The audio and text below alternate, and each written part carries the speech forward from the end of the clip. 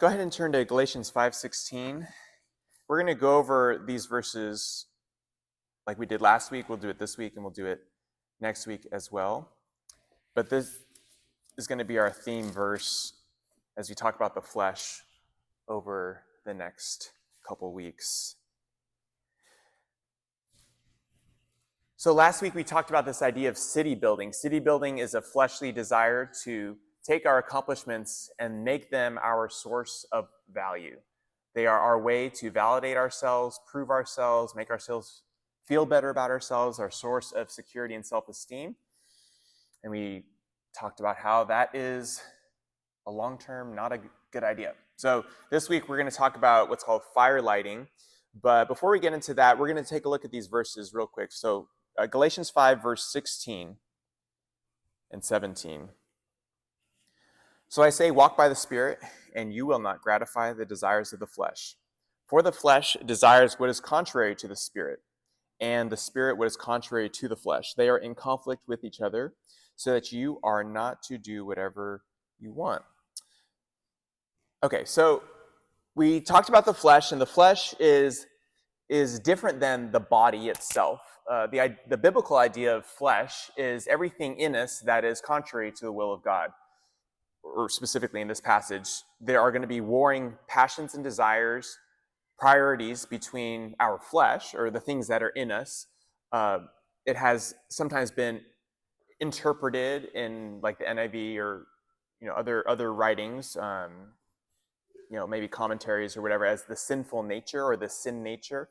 Basically, what that idea is communicating is that there is stuff in us that is not of God, and it's in everyone. So that's the flesh. It's contrary to the will of God.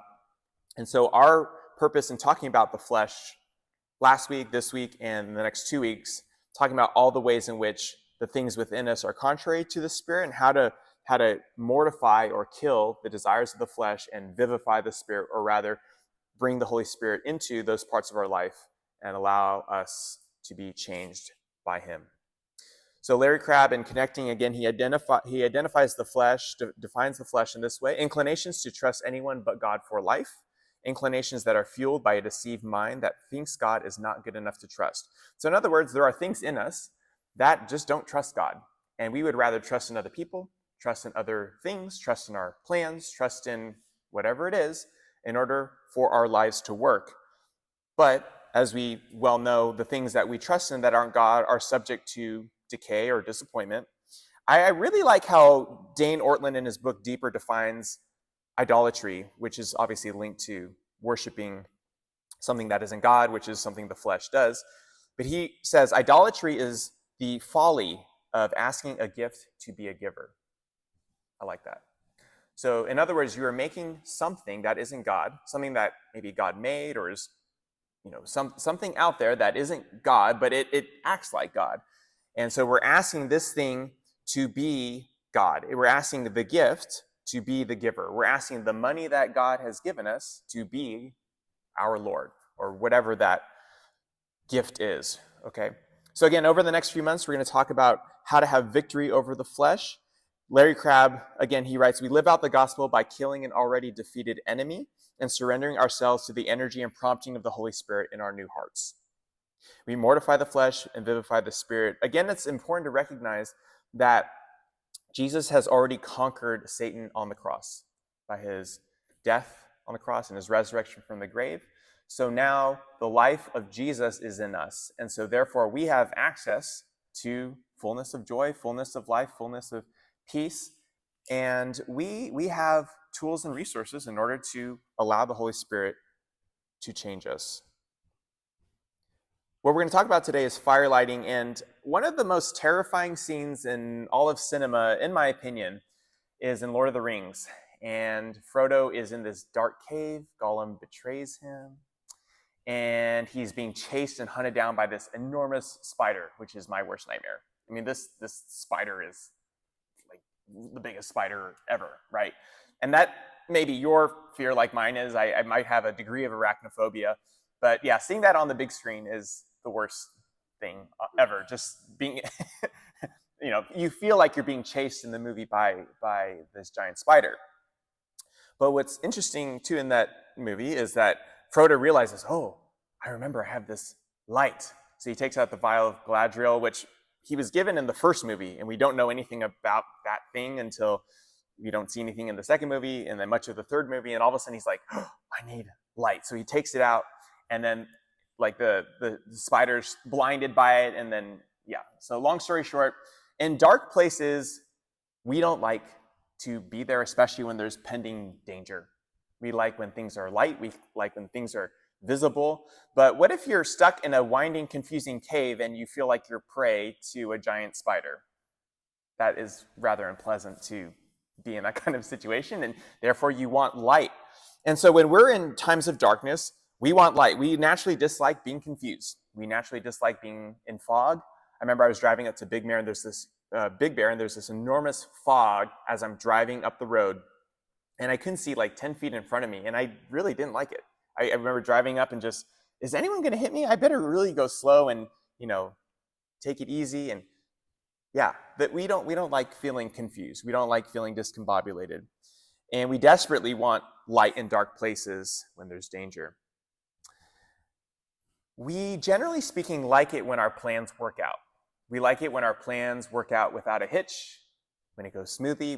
We weighed our options, we strategized appropriately, and then as we go through life, my strategy is really working. I'm not in any danger. I'm well supplied. I don't have any concerns or issues with anything. That can be actually a source of idolatry, because ultimately we're trusting in our plans that we made, and when we trust in those plans that we made, we don't feel like we need God. So that's what the flesh wants. Our flesh wants to make plans without God.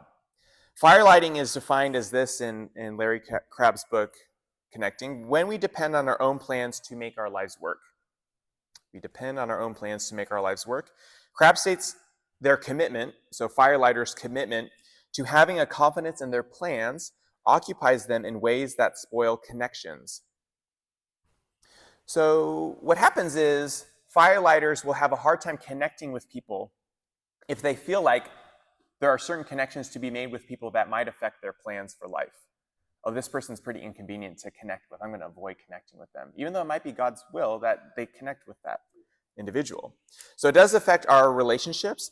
And the question warring in the souls of a firelighter is, am I right? They're constantly asking this question, am I doing the right thing? Am I going about life the right way? Are there any factors I'm not factoring in? Are there any considerations I need to be aware of? And so they're constantly asking this question, am I right? Am I right? And so their deepest fear is to feel confused. They cannot stand feeling confused. It is their worst nightmare. And then their angry demand upon confusion is, agree with me and tell me what will work. They desperately want answers. They are desperately trying to find a plan that they know will work.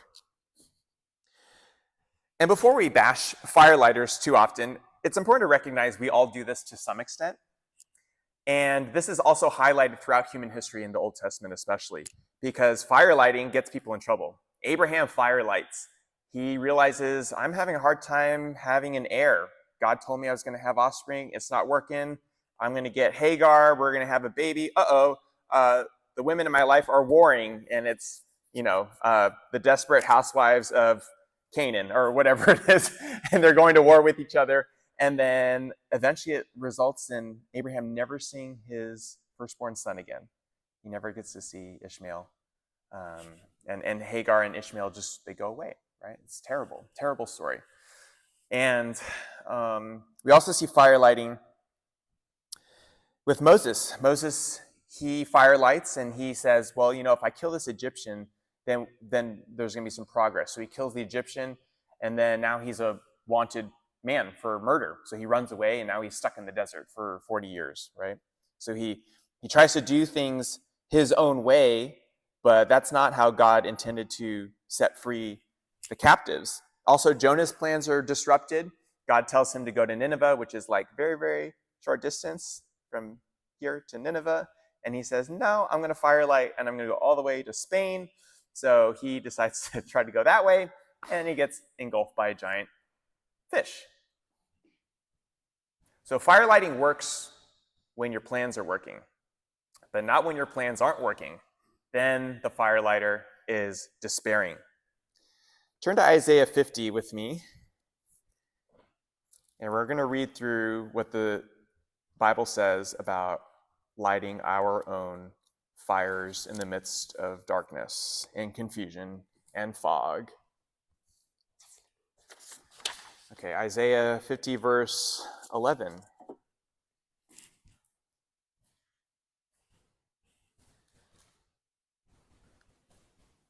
Oh, I'm sorry. Let's actually start in 10. Yeah. Isaiah 50, verse 10. Who among you fears the Lord and obeys the word of his servant? Let the one who walks in the dark, who has no light, trust in the name of the Lord and rely on their God. But now, all of you who light fires and provide yourselves with flaming torches, go walk in the light of your fires and of the torches you have set ablaze. This is what you shall receive from my hand. You will lie down in torment. Okay, so what's going on in this passage? Basically, what's happening is God is exhorting through Isaiah his people to fear him alone. So what people are doing is they're actually more afraid of the darkness than God. They're fearing the darkness more than fearing the Lord. So what happens is when people who don't fear God as much as they fear the darkness, well, they walk in darkness, they have no light. They're supposed to trust in God and rely on God, but now what they're going to do is they're going to light their own fire. They're going to create their own torch. The problem is, though, you need a constant supply of that fire in order to work. Otherwise, it's going to go out. Just like a firelighter needs their plans to consistently work out over and over and over again, that requires someone to be 100% accurate in the plans for their life, which is impossible. It's impossible because you also don't know all the factors that could disrupt your plans. So God is saying that for those of us who are relying on our own lights and torches to get through life, when there's darkness and confusion and fear, we will lie down in torment. There's going to be a despair at the point at which our fire doesn't work anymore. There's a point of, I feel like my world's over, when my plans failed. And this is the human condition, because the problem in our culture is that there can be an overemphasis on having a long-term trajectory for your plans to work out. We do this because, again, we talked about success last week, and in order to be successful, well, you're going to have to plan well in order to be successful. Obviously, success can be rather outside of our control as well as our plans, but the culture essentially says, if I have the perfect plans, well, then my life will work out well. If I plan my life perfectly and I'm right, then I don't have to worry about the haters or the criticism, and they're wrong. I'm the captain of my ship, and my plans are going to work. And when my plans work, then my life will be perfect. That's the desire of fire lighting. Firelighters identify themselves as good strategists, and so they pride themselves and their sense of security on how well the plans work out. So obviously, if someone's pretty insecure with regards to their planning, well, it's probably because they're depending so much on the success of their plans to define how well their life is going. Obviously, it's a problem when our plans don't work out.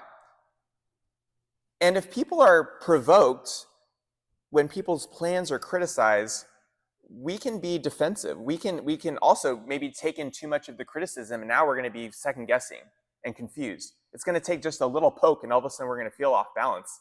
Like someone mentioned something about our plans not fitting right. We're going to say, well, what if they're right? What if that thing they said is going to topsy-turvy my world? Firelighting works when obviously our plans work, but it's very possible to create the perfect plans for your life on this planet to make it successful in whatever sense you mean that to be. But what if you created a plan that has God not in the equation? What if you create an entire plan for your life, but you didn't plan properly for eternity? And that's a big problem when Jesus is not a part of that plan. That is essentially planning an eternity of destruction and deepest darkness in hell. But even as Christians, we can be tempted to create the most feasible plan for our lives. There's so many things that could disrupt our plans. What about unaccountable variables, or the future being unpredictable, the weaknesses of plans being exposed? Then we'll be overcome by darkness.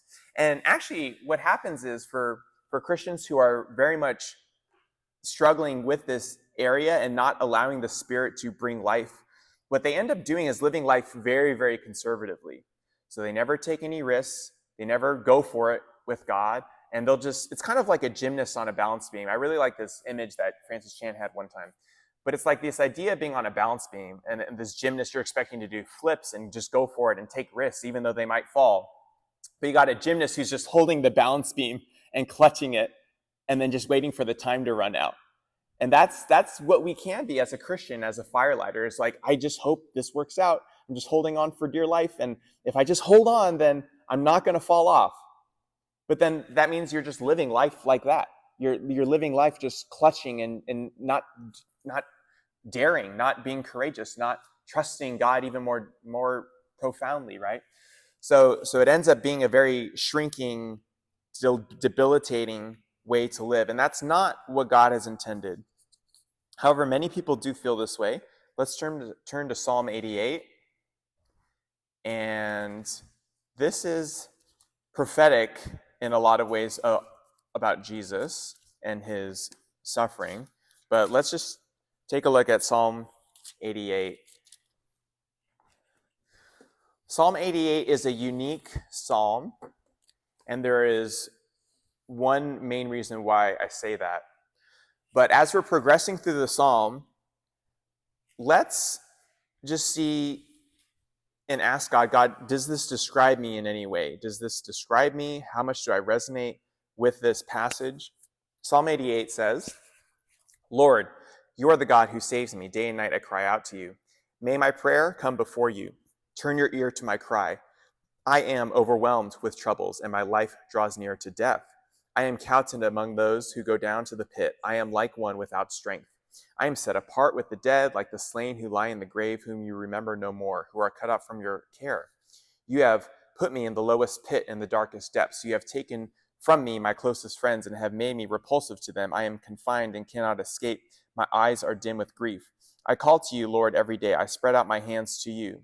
Do you show your wonders to the dead? Do their spirits rise up and praise you? Is your love declared in the grave, your faithfulness in destruction? Are your wonders known in the place of darkness, or your righteous deeds in the land of oblivion? But I cry to you for help, Lord. In the morning, my prayer comes before you. Why, Lord, do you reject me and hide your face from me? From my youth I have suffered and been close to death. I have borne your terrors and am in despair. Your wrath has swept over me. Your terrors have destroyed me. All day long they surround me like a flood. They have completely engulfed me. You have taken from me friend and neighbor. Darkness is my closest friend. And this is why this passage is unique. This psalm is unique because it doesn't end with hope. It ends in darkness. It's the only psalm that does that. And sadly, the last verse is, darkness is my closest friend. So the psalmist is saying, I feel rejected by God. I feel rejected by my friends. I feel like I feel overwhelmed. I feel like terror's on every side. I feel like I'm stuck in this cave without anyone, and I just running around trying not to get eaten by this giant arachnid. Darkness is my closest friend, and it ends that way. Now, interestingly, Psalm 89 is similar, but it does end positively. Psalm 88 encapsulates, I think, the complete despair of darkness. It's like a black hole. This passage reminds me of a black hole, which is kind of like endless darkness perpetually. That's kind of how it is usually described. No one, as far as I know, has been in a black hole, but if hell is like a black hole, I think that's pretty accurate. But the psalmist says he feels overwhelmed. He feels like he has no more strength, feels lonely, he's grieving, feels rejected, he's despairing and surrounded. And at this point, there is no seeming strategy for the psalmist to get out of this pit. He's just stuck in this pit. So there's There's going to be anxiousness when we're in this despair. What if you're in the deepest darkness? Well, you're going to have despair. You're going to be wildly anxious. You're going to panic. You're going to scramble to figure out a strategy. And it also leads to the false connection of people who agree with us, because when we are in this place, we don't want to hear opposing ideas. And so we're going to hear what will be agreeable to us in the plans that we have. It'll lead to dogmatically asserting the wisdom of our understanding. And we're going to also judge others who think differently. So there's a sense of elitism of, well, my plans should be working, but they're just not. And how dare you counter what I am asserting with my own wisdom? And I noticed that especially with the pandemic. And I'm not making a judgment one side or the other about where you stood on certain issues of the pandemic. But I think what brought out the worst in the pandemic was what I noticed about certain ways in which people were trying to strategize for their lives, strategize for churches. It was, you could not plan for anything. You never knew the next week when we would be locked down, the next week where the restrictions would be tighter. And so firelighters, in so many ways, were going crazy because you could not plan correctly for your vacation, your job situation, your family time, birthdays. There was no ability to plan anything properly. And so that was very much a darkness for many people, and the firelighters were having a very hard time with it. And when we're really immersed in firelighting, we end up having a desire to divide. There's going to be argumentation, there's eagerness to criticize, there's love of argument, there's a condescending spirit. And this happens because there are different viewpoints that are tied to how people prioritize their plans, what they think is right. And then anyone who disagrees with them, well, they're the enemy. And there's no disagreement because my plans and how I think are right and everyone else is wrong. In order to fix this is not something that can just be fixed. This is a heart issue, which we are going to need the Holy Spirit to fix. We don't want to try to figure out our lives on our own. That's why fortune telling is in every city, because people are firelighting. They are looking for an answer from someone involved in demons. So they're gonna ask anyone. They're gonna be like Saul approaching the witch of Endor. What do I do? People are maybe going to resort to asking ChatGPT, how do I fix my life? And they're going to rely on AI to give them the perfect plan for their lives. And so ChatGPT potentially could be that role of God for someone as they try to figure out their life. Or we try to run away from darkness. Well, if this place is dark, maybe some other place is not as dark. So there's a lot of temptation to avoid the darkness. There's a lot of temptation to run away and fix our lives in a way that makes sense to us. So here's how to fix firelighting without resorting to fortune telling or ChatGPT or something like that. The way we deal with this condition of our hearts of trying to rely so heavily on our plans is to believe the gospel more deeply with regards to trust. The issue with firelighting is trust. Trust in God even in the midst of darkness, right?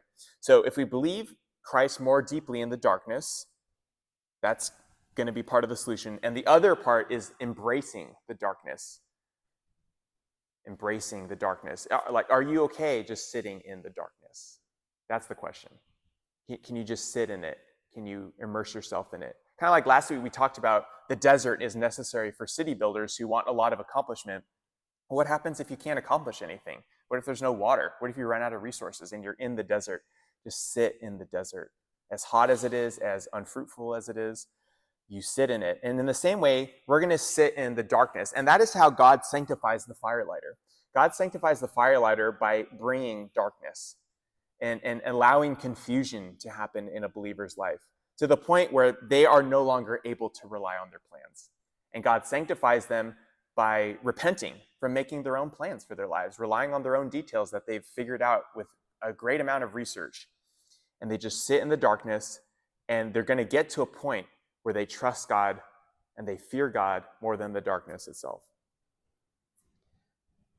We have a high priest who is our forerunner, who has gone before us, and Jesus was also in darkness. He was in the Garden of Gethsemane in darkness, and his friends fell asleep.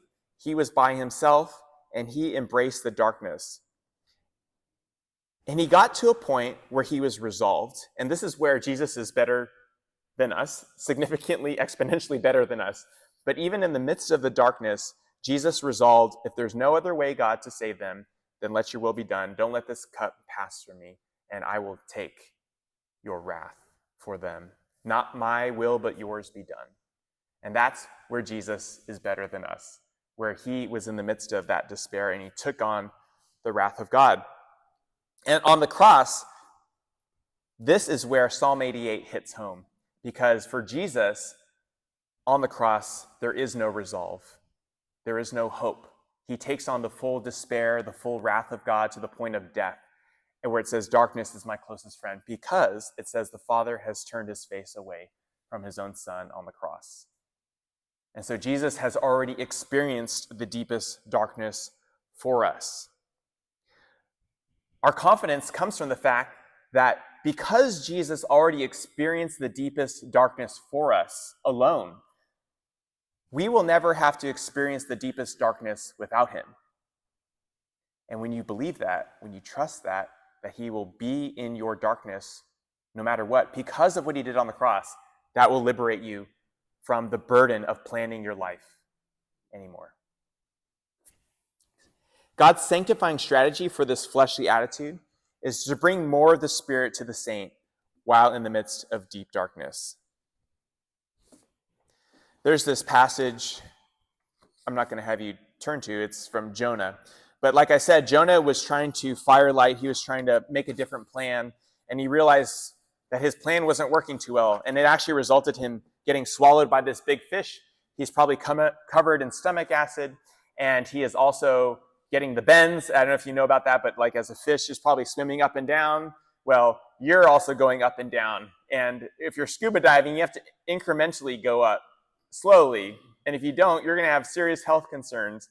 And so Jonah's just doing this, covered in stomach acid, covered in darkness, can't sleep for a couple days because he's slopping around in the stomach and all kinds of stuff. He's not having a good time, and his plans really didn't work out. But he does have this resolve at the very end, before he gets thrown up on the beach. He said, I will say salvation comes from the Lord. And then after that, he spit up on the beach. And when we embrace the darkness, he feels rejected. He feels like God has turned his face from him. But when he declares that the salvation only comes from God and only relies on him, that's when he gets put out onto land where the sun is shining. I experienced this too when I was in my early 20s. I really felt like I was supposed to be in Fullerton. And I couldn't really explain to you why, other than I just really had a sense to be there.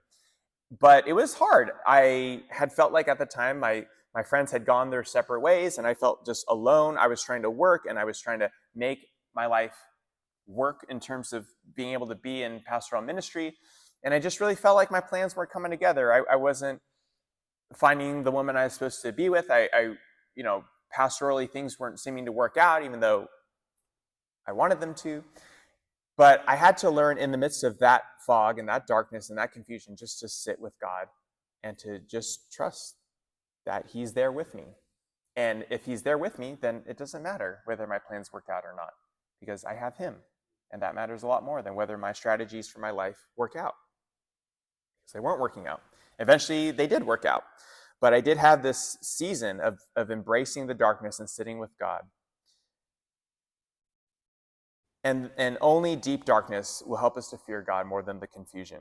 And the way we help each other heal from our firelighting is to encourage each other to say, you long to trust God.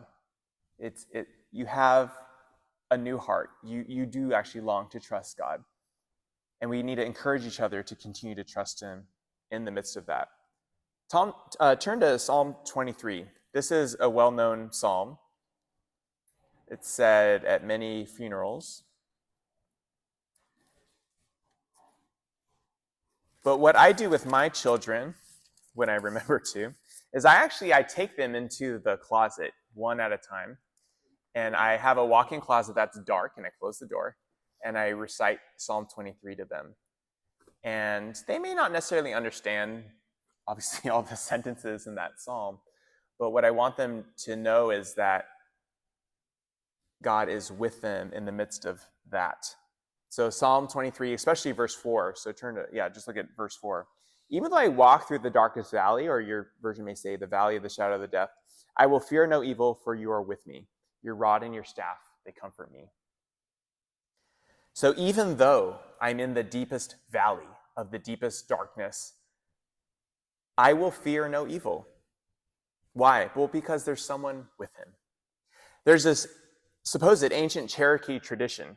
A few of us are Native American in the room. I'm like 1% Blackfoot, which doesn't really count. I think Nick is substantially Native American, yes.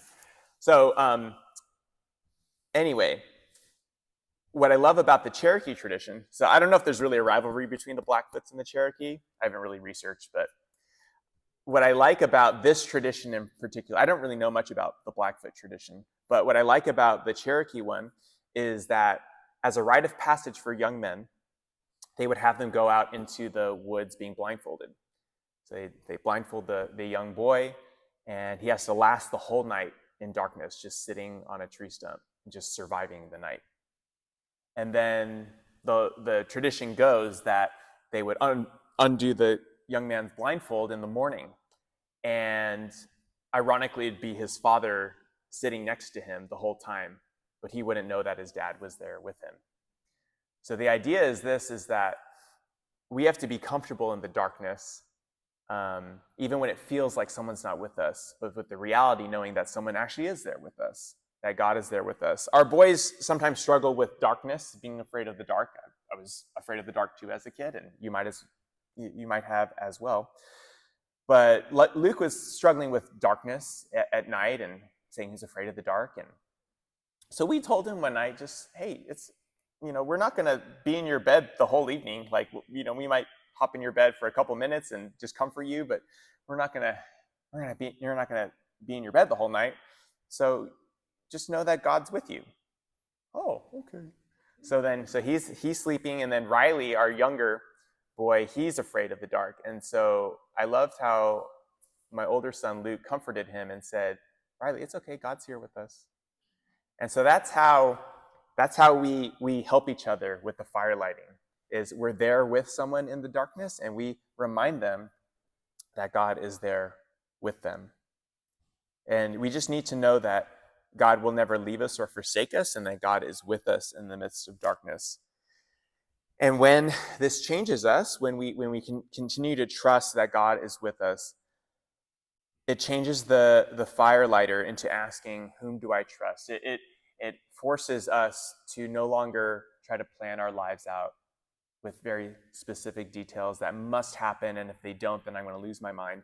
But rather, we're just going to continue to rely on God, and we're going to inspire each other to trust him. So let's do that. Let's continue to encourage each other, trust God, even in the midst of confusion, trial, and despair.